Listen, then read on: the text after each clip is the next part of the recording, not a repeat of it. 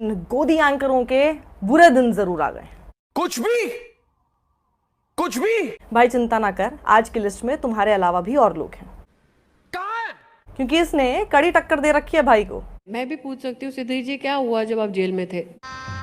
गजब बेइज्जती है। वैसे स्मृति जी ने जो कहा मैं उसकी कड़ी निंदा करती हूँ। अब मैं भी आपको यही कह सकता हूँ, इसलिए नहीं कि उन्होंने कुछ झूठ बोला, बल्कि इसलिए कि सुधीर ने 9 साल में पहली बार सही प्रश्न पूछा।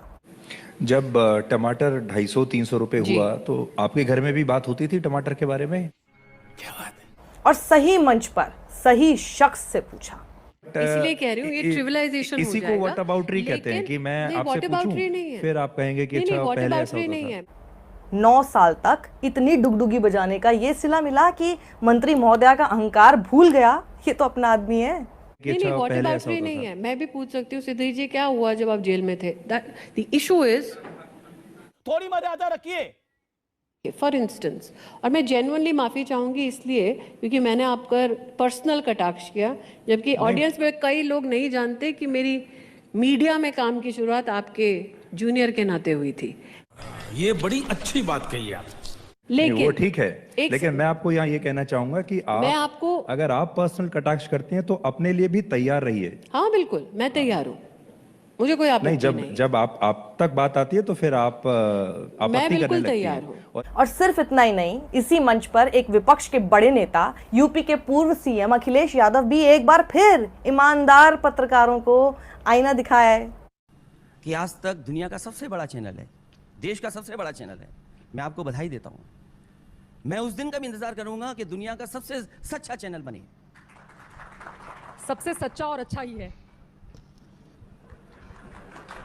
तभी मैं देखता हूं कि यूट्यूबर्स की जो व्यूशिप है वो न जाने कहां पहुंच रही है।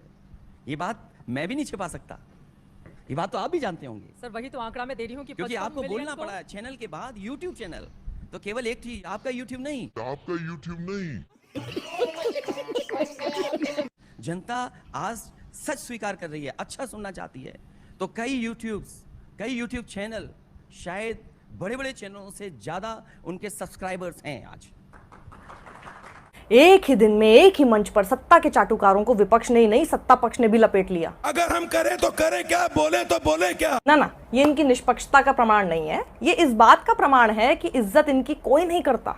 ये इस बात का प्रमाण है कि जिसे सिर पर चढ़ा कर रखा, उनकी नजर में भी इनका स्थान वही है जो विपक्ष की नजर में।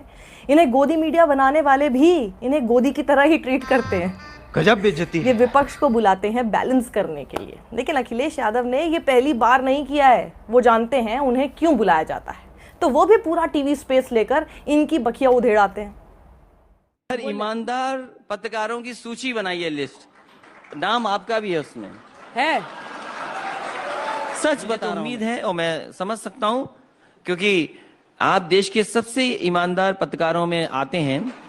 ये जो बार बार आप कीचड़ उछालने की कोशिश कर नहीं, रहे हैं, कीचड़ नहीं उछाल रहा हूं। एक खास शब्द का प्रयोग करके आप ईमानदार ईमानदार बार बार बोल रहे हैं, ये कटाक्ष करने की क्या जरूरत है? मैं कटाक्ष नहीं कर रहा आपको हूं। इस मंच से बार बार एक शब्द के जरिए आप क्या कहने की कोशिश? पर अखिलेश यादव के बोलने से इनकी नींदें हराम नहीं होती हैं।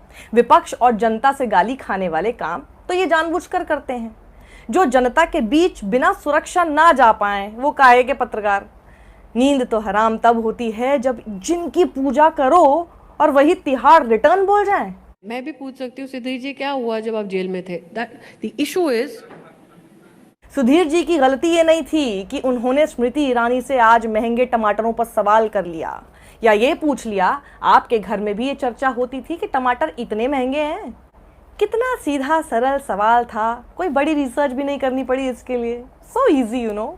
लेकिन सुधीर जी की गलती यह है कि ये 9 साल से ऐसे सीधे सरल सवाल तक ना पूछ पाए मोदी सरकार के किसी मंत्री या खुद प्रधानमंत्री से।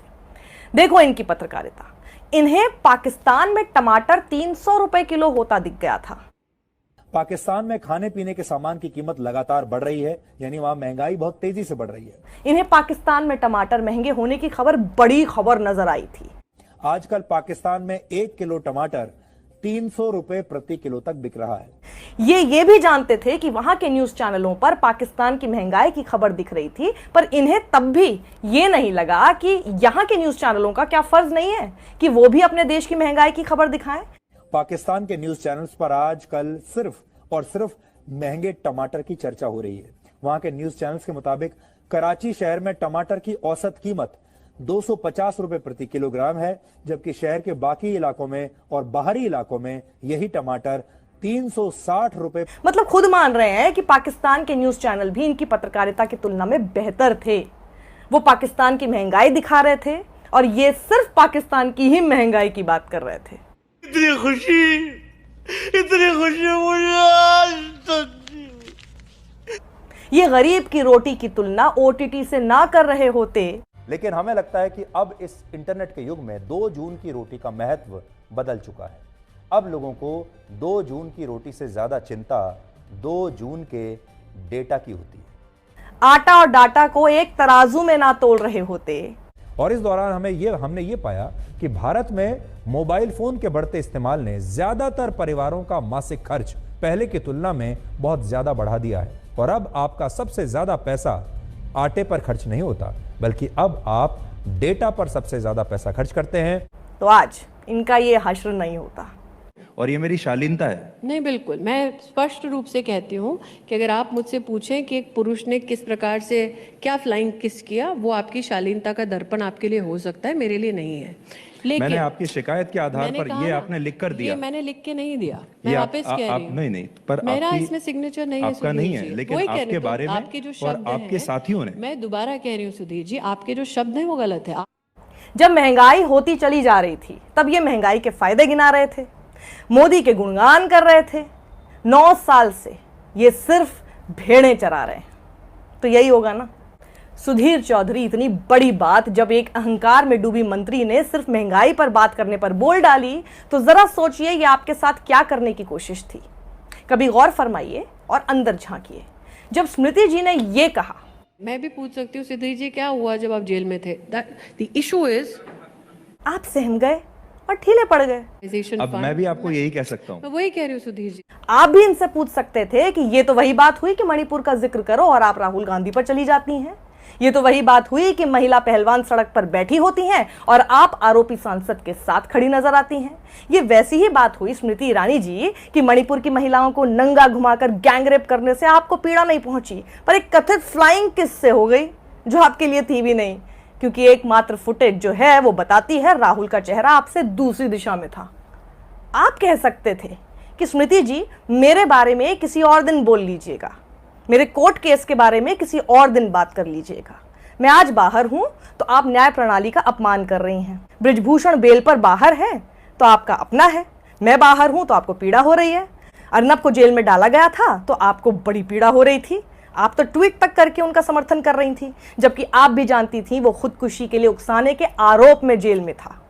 इतनी सिलेक्टिव आप इसलिए हैं स्मृति जी कि अर्नब की हिम्मत नहीं आपसे टमाटर तक पर सवाल पूछने की। मैंने पूछ लिया तो आप बिलबिला गई। आप मुझ पर कितने भी व्यक्तिगत सवाल उठा लें, पर मेरा सवाल नहीं बदलेगा। आप सिलेंडर लेकर जमीन पर पड़ी मिलती थी, आज आप सिलेंडर के साथ खड़ी भी नहीं दिखती। आपके राहुल ऑब्सेशन की कहानियां सबको पता है। अब सुधीर ऑब्सेशन की कहानियों का सिलसिला मत शुरू कीजिए प्लीज। चलिए सवाल का जवाब दीजिए। पर आप बैकफुट पर आ गए, इसलिए नहीं कि आपकी दुखती रग पर हाथ रख दिया था, इसलिए कि वो मोदी सरकार की मंत्री हैं। और यही बात आपको विपक्षी किसी नेता ने कही होती ना तो आप पर्सनल लेवल पर उसका पूरा बायोडेटा खोल देते, उसके बाद ट्विटर पर भी सत्ता के आगे ब्राउनी पॉइंट बनाने के लिए कूद पड़ते। लेकिन यहां आप खुद के लिए भी स्टैंड नहीं ले पाए। आपको गोदी और तिहाड़ी बोलने वाले पत्रकारों को तो दिन भर ट्विटर पर आप कोसते हुए नजर आते हैं। खुद के लिए वो रीढ़ जो उनके सामने दिखाते हैं, यहां तक कि नफरत परोसकर भी बेशर्मी के साथ तनकर खड़े हो जाते हैं, वो स्टैंड आपने इस बार क्यों नहीं लिया? देश देख रहा है। आपका इतिहास नहीं बल्कि आपकी पत्रकारिता इतनी ब्लैक हो चुकी है जिसमें थोड़ा भी वाइट सवाल डालने की कोशिश उसे ग्रे ही बनाएगी, सफेद नहीं। अभी भी वक्त है, आंखें खोल लें, सुधर जाएं। ये तब तक सगे हैं जब तक आप इनके मुंह लगे हैं। सत्यमेव जयते।